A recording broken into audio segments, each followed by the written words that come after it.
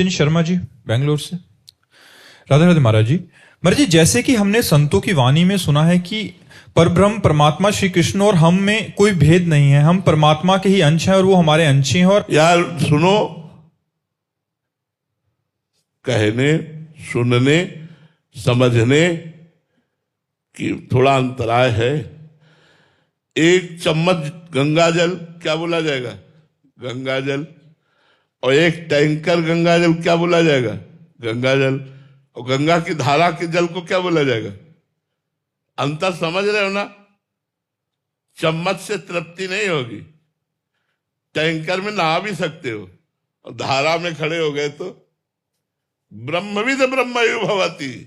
जब ब्रह्म को जान जाओगे, ब्रह्म में तन्मय हो जाओगे, तब ब्रह्म स्वरूप हो। अभी तो जीव हो, अभी तो देहाभिमानी हो। श्री कृष्ण के समान उन्होंने गिरिराज उठाया, तुम 5 किलो का बाट उठा के दिखाओ 7 दिन तक। हमारे श्री कृष्ण ने 7 दिन 7 रात्रि गिरिराज महाराज को 7 वर्ष की अवस्था में ऐसे धारण किया। हम कह रहे 5 मिनट तुम जो है 7 किलो का वो लेकर के ऐसे खड़े होने की चेष्टा करने में हमें परिश्रम लगने लगेगा, हमें परेशानी लगने लगेगी। 7 दिन 7 रात्रि। कालिया दह के विष का इतना प्रभाव था कि ऊपर से चिड़िया उड़ जाए तो नीचे गिर के मर जाए, और उसमें महाराज कूद गए।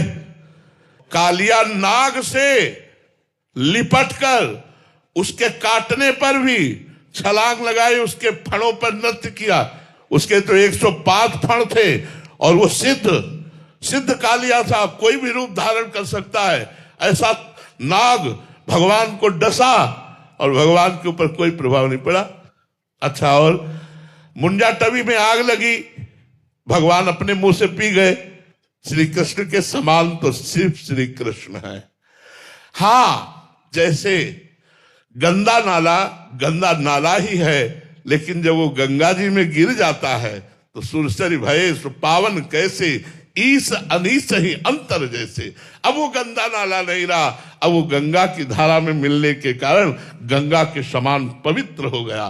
तो सोई जाने जे देहु जनाई, जानत तुम्हें हो जाए। भगवान के समान तो सिर्फ भगवान है। हम भगवान में तन्मय होकर भगवान को प्राप्त कर सकते हैं। जो भगवान को प्राप्त हो गया वो भगवान के समान हो गया। लेकिन क्या आज तक कोई ऐसा ऋषि मुनि है जो भगवान की समानता कर सके? जो भगवान ने लीला की उसकी समानता कोई कर